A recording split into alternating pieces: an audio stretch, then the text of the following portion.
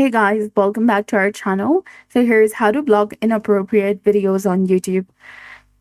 So first, you need to go to youtube.com, or you can also open your YouTube application on your device. YouTube has a setting to block videos, especially to protect your younger users. Your YouTube has a setting that you can turn on. While YouTube admits that it's not perfect, it's generally effective.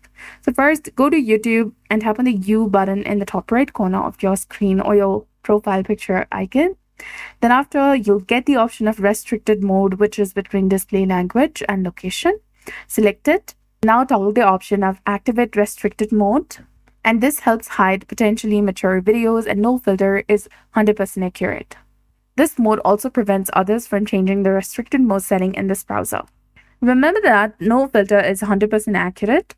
And if there is any video on your feed that you do not want to see, or that you do not feel that it's appropriate, tap on the three dot in that video and here select not interested or do not recommend the channel.